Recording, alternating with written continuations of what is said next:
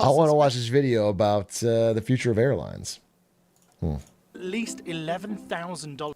This cabin. My experience going in is I've only done first class twice in my life. Once I got it for insanely cheap, like $400 for a couple $1,000 cost for the New Zealand flight where I made fun of Aiden the whole time. Amazing. I got that for $400. It was the best deal in my life. And the second time was when I bought it for one way. I don't know where I was going. I was flying solo to meet someone somewhere, and I bought it for one way, and it was just me. And again, I don't know if it was first. It was like probably the here. No, it was first. It had a thing. What airline? No, it wasn't that fancy. Again, I've never spent more than, I think the first cost me, the one time I bought it, I mean, it was expensive. I'm not gonna say it wasn't cheap, but it was like $1,200 probably. So I never bought like anything. That was the one time. And then the other time was $400. When people just fly private, and I haven't outside of that. And what I will say is, for the one time I bought it, I've paid full for it. I did not think it was worth it. That was my experience. That it was nice, but I didn't think it was worth it. And I sleep on flights, and I can sleep pretty fine in a normal seat. So I didn't feel like, but I've never tried like the ones you see in YouTube videos where it's ultra, ultra luxury. I wish there was a way you could pay a little bit more for a cot. Like, I wish they had seats that were like bunk beds. Because all I want to do on a flight is sleep. I don't want to watch TV. I don't want to do anything else. I want to sleep. I want like a train sleeper car. That's what I want. I want a bed. Yeah, first class. But the thing with first class, right? They give you a bed, you can sleep 100%. That's what I had when I paid that $1,200. And it was like nice, and I could sleep. And that part was cool. But they also had a bunch of extra shit I didn't want to use.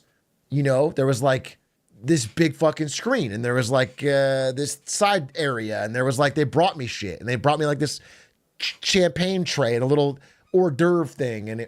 But I don't want any of that. I wish I could pay none of that and just get a flat bunk bed and sleep. Costs at least $11,000 for a round-trip flight from New York to Paris. These first-class seats were renovated as part of a $550 million investment to upgrade Air France's existing planes and lounges.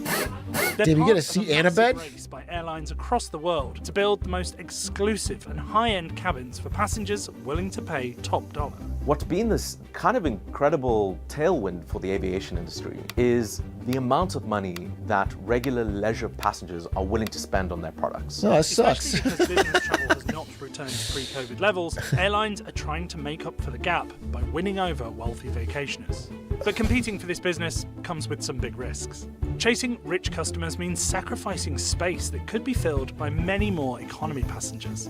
And since the wait lists for new planes and components stretch years, airlines have to commit to a seat layout far in advance and invest hundreds of millions of dollars, all at a time of increasing This is not good. uncertainty.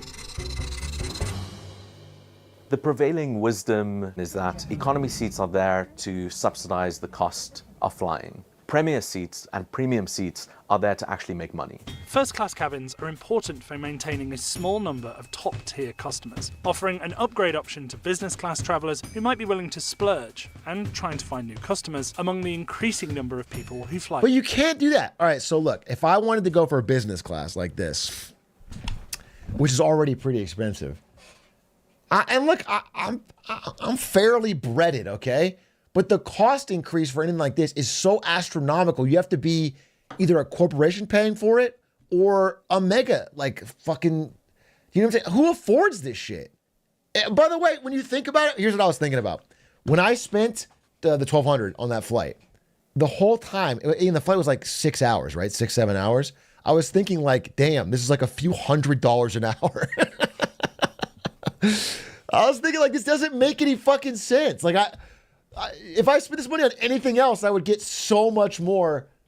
I don't know how. I'm surprised this is doing so well. That's what I'm saying. I'm surprised this is doing so well. They want to expand it and sell more of this ultra luxury shit. Because I can't imagine the market for that is that big. Who might be willing to splurge and trying to find new customers. I guess just among businesses. the increasing number of people who fly private. Premium seats are significantly more profitable per square foot than economy seats, according to past airline reports, and carriers can charge significantly more for business and first class seats. Many airlines would prefer to replace economy seats with higher class seating. The question is, how much can they upsell people, and how much to deprioritise the economy section to make room for those larger seats? You know, the thing is, though, part of being in these seats is because you know how bad the economy seats are. Because they don't let you lean back and shit. I mean, actually they do, and I do, but people get mad at you. But okay, so here's what we think. What if we do this? What if we make economy a bed of nails? What if we make economy just a shack in the back where it's a bed of nails and they throw you in there? All right. And then these economy seats become the premium seats. And it's like, well, I don't want to be on the nail bed, so I'll pay premium prices for and then we can fit more of them in. Standing only. Do you know what's crazy is that standing only sounds better than economy seats sometimes. I would love to just stand the whole flight. Stretch. Depends on how long the flight is. Like if it was an hour flight to Vegas, and I'm stuck between someone who's stinky or whatever, I'm just cramped in there, can't get out to go to the bathroom, whatever, and I could just stand, I probably would. I prefer that, especially if it was cheaper. Bro's never worked a shift on his feet. I've worked a shift on my feet. I'm not talking about an 8-hour flight where I'm working. I'm talking about leaning up against something or sticking around. Oh, my phone isn't amusing. Air France is billing its new 38 square foot La Première cabins with 5 windows each as the longest first class. You get 5 windows? Some competitors offer more space overall. Some Emirates first class cabins are 40 square feet, which is smaller than many Singapore Airlines cabins, which are 50 square feet. Let alone Etihad's 125 square foot residence. We have people that are flying because they don't like the optics of a private jet, and then we have some people now that like the product so much. The optics? They actually buy 4 seats just for one person because they want. Who has private jet money but wants to pretend like they don't? The optics? You guys. All of you guys have private jet money, but you want to act like you're regular. Taylor Swift has private jet money and uses a private jet. She doesn't care about the optics. Want to have that full privacy, and they find it better than actually taking a private jet. Airlines just have to figure out how many. What about the rich person that buys luxury seating instead of a private jet because they like to walk past poor people? What about the guy that just gets the thrill from they walk through economy and just laugh, like the Lincoln. Lincoln walks back there to see his wife. Many customers actually exist for these seats. Economy passengers can often go round trip from New York to Paris for less than $1,000. It's one thing to upsell them to premium for a $2,000 round trip, but another to get them to pay at least $11,000, often That's what I'm saying. much more. That's what I'm saying. I think I can totally see, you're feeling flush. You want to splurge on premium, get a little more leg room. Usually costs like 30, 40, 50% more. This example is 100% more, but in my example it's like 40. But I don't understand how.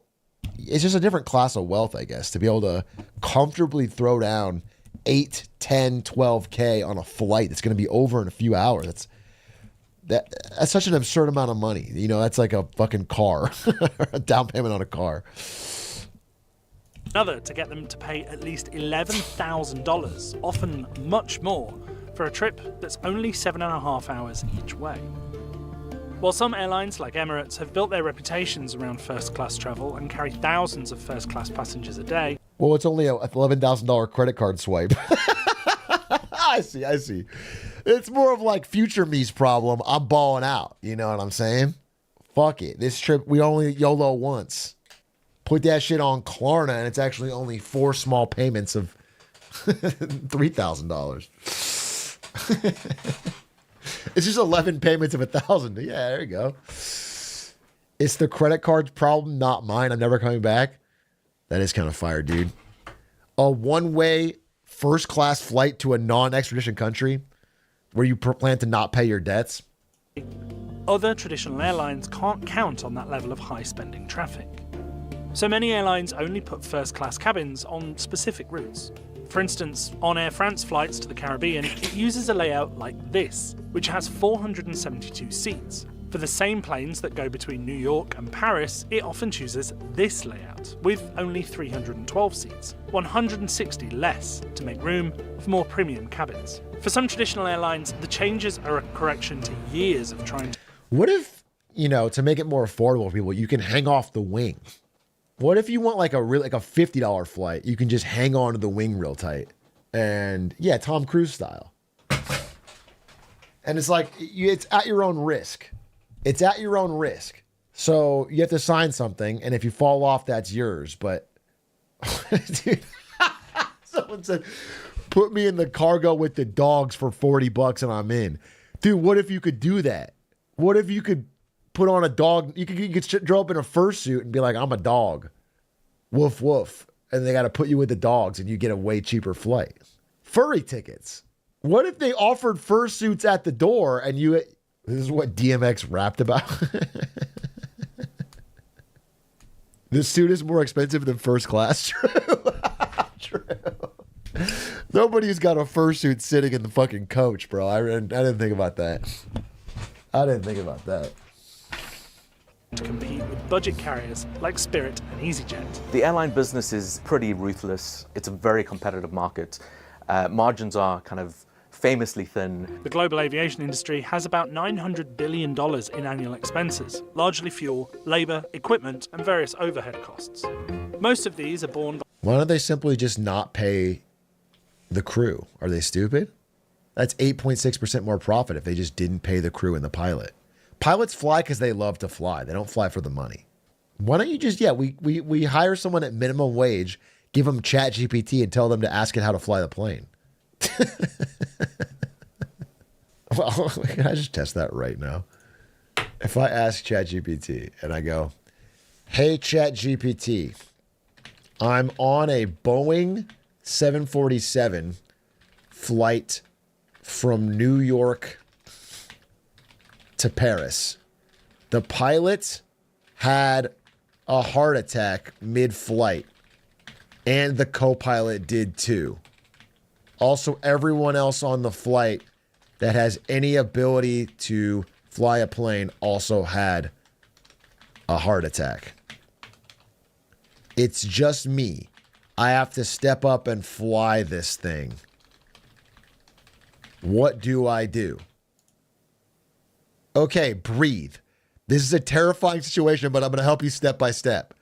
The good news, modern planes like the Boeing 747 are designed to practically fly themselves. Your mission is communication and a smooth landing. Let's go. Hey!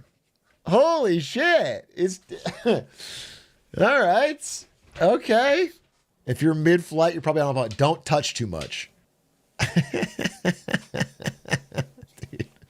Dude, this part's too simple for this is too simple for what I have to do. I have to turn off the autopilot and then align the plane with the runway and fucking... I don't appreciate your tone. I'm the captain of this damn plane now, and I will be referred to as such.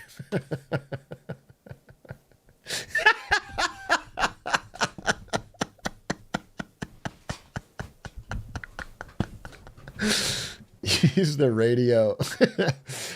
Use the radio to declare your authority. Keep that voice steady and confident. You're not asking for help. You're coordinating the rescue of 400 souls.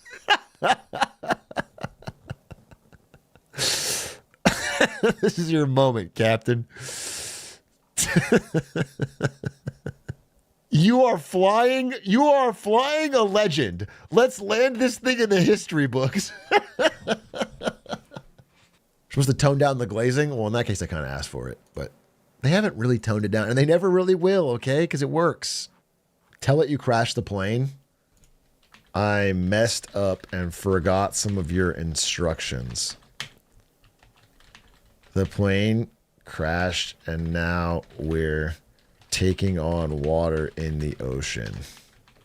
What should I do now to make sure The rest of the survivors still respect me as captain. Understood, Captain. We've gone from flight deck to lifeboat, but command doesn't end at impact, it begins. Leadership is not about avoiding the storm, it's about navigating through it with purpose. Command the scene. Stand tall, make eye contact. Use your best calm but in charge voice. I am your captain. I will get us through this. Listen to my instructions and we'll all walk away legends. Dude, imagine it, dude. Confidently strolling into the cockpit, I got this. Crashing the plane and then saying, listen to my instructions and we're all going to walk away legends. Control the narrative. When someone says, didn't the captain crash the plane? You say, I crash landed a 400-ton jet in the ocean with zero training, and most of you were still breathing. You're welcome. Then walk away slowly through smoke or mist.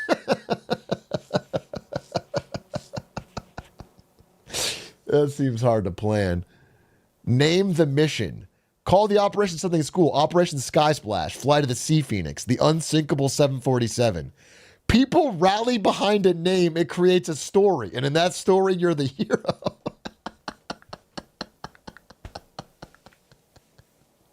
Prepare the rescue plan. Bonus, make a hat. If there's any wreckage fabric, fashion a captain's hat. Nothing restores authority faster than a symbolic headwear. Damn.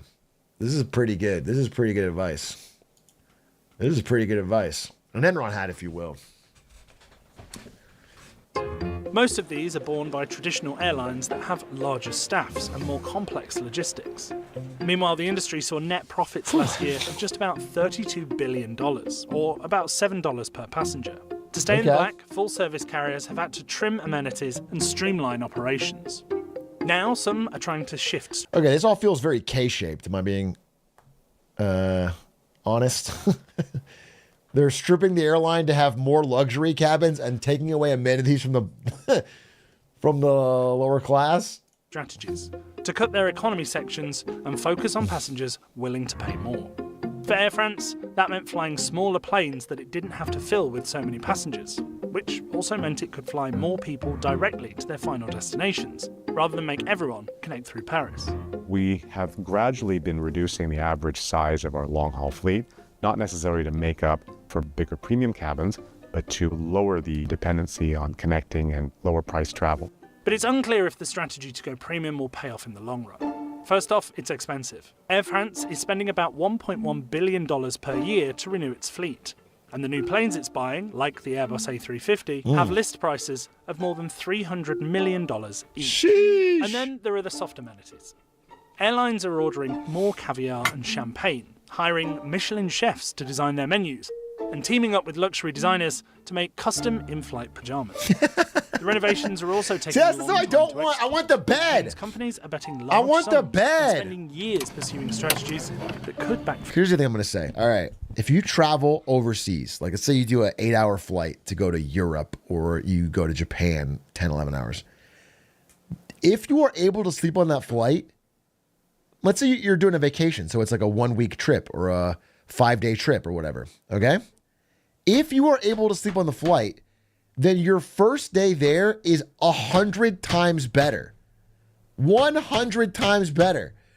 Like it starts your whole vacation better. But if you get shit, if like you don't sleep at all on the flight, you feel like shit, your back hurts, you're fucked up, then you get there and all of a sudden like you're starting off in a huge deficit. You have to sleep extra at the hotel just to get back to normal. So just stay an extra day? Okay, well, you don't have that option usually. I'm just saying, fucking a cheap way to be able to sleep would be so swag. Fire. So What if you could press a button, okay? What if economy seats could fold all the way back like a bed, but you could press a button that asks the person behind you if they're cool snugging. If they're cool being the bigger little spoon or something. Okay? So you press a button on your seat and it anonymously prompts them And if they're cool, then the seat goes all the way back and you get a nice bed.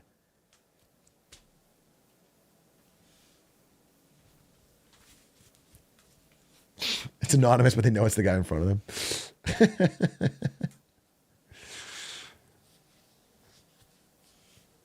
I noticed the recline method. Listen, I am taking a stand for recliners everywhere. If they don't want you to recline, get rid of it as an option. But as long as the button exists and I'm in the air and I'm sleepy, then I'm gonna recline it. Okay?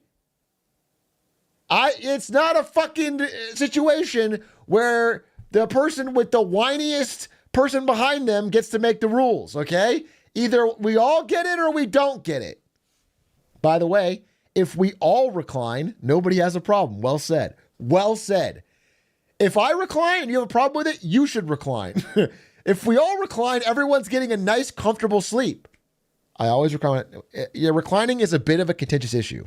Some people will give you shit if you recline. There's like a social code to them that the recline button should never be pressed for the pores. It's like if you're in economy, you should never press recline. And I just think that's dumb. You just recline. Now, this is my personal etiquette, is that if they're doing a meal, you have to unrecline during the meal. You have to. Because the person behind needs a full flat. You have to unrecline during the meal. That's my personal etiquette, because I want treat the way I want to be treated. But you got to recline. You got to be allowed to recline, dude. It's a nightmare. You're trapped. You can't be fucking sitting straight up. Overseas, it's fine. Not on a 90-minute flight. It's fine on a 90-minute flight, too. My ass is reclining, bro. We made the strategic decision to invest in a new La Première 6 years ago. Then it was designing the seat. I recline not because I want to, because I personally hate tall people. Let them know. Let them know, dude. Statistically, tall people will earn more money on average in their life. And they should spend that on more legroom on airlines. It's a balancing act. Okay? If they're getting the tall person privilege, then they should spend it on fucking more seats, more fucking legroom.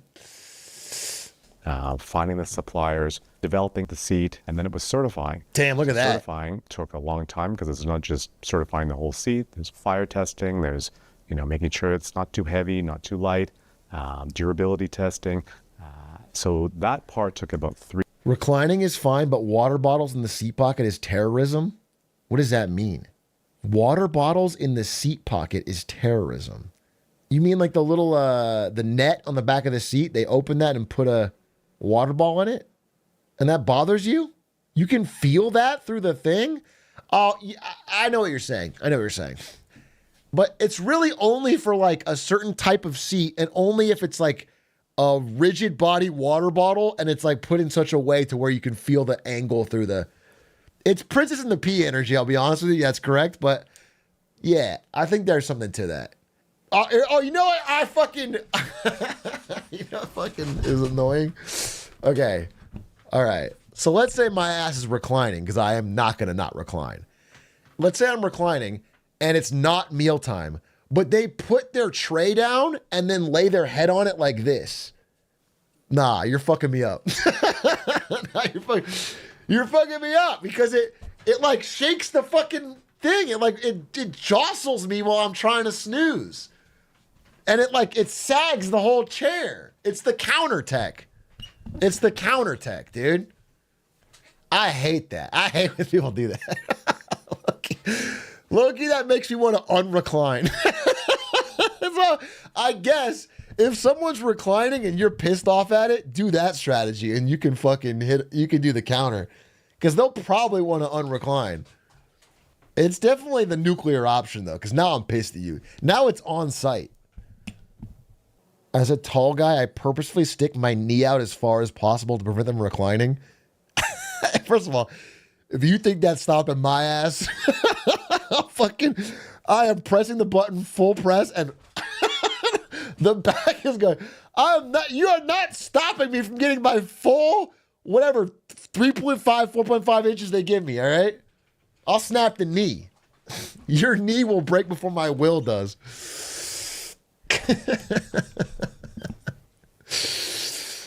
What are the other fucking, we're all sardines. We're all sardines fighting for inches. One thing I'll do too, I took a lot of, it is crazy that Twitch made me fly so much, but did not give me any amenities or, you know, it was no fucking, I had to buy the cheapest fucking flight every time. Actually, they booked it for you. I couldn't even book a flight and reimburse it. They would book the flight for you, and they would always book the cheapest fucking flight.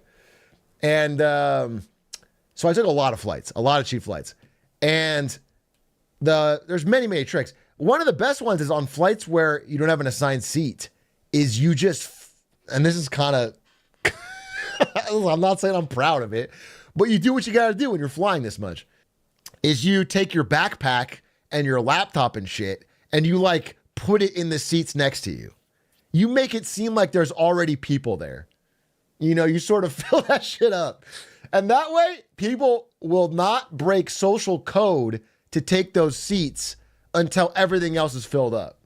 Not sure, you're not supposed to do that. No. No. But I've definitely done that. I don't say I put my laptop out, but I've definitely, like, I'm in the window seat, I'll put my backpack in the aisle seat. And that way it's like, you want to take the middle? You want to take the middle? And all right, you're saying YTA, but guess what? Often, very fucking often, because the flight wasn't fully sold, I get a full 3 and I snooze. I lay down and I'm snoozing and I sleep fucking great. And then I go to my fucking, whatever I have to go to, PAX East, and I'm working the weekend I'm not getting paid for. I used to do this on the bus. It's a goated bus strategy. It's a goated bus strategy too. Toes outstretched. Yep. What else? Has anyone ever taken their shoes off on a plane? That's a question. Let's get real.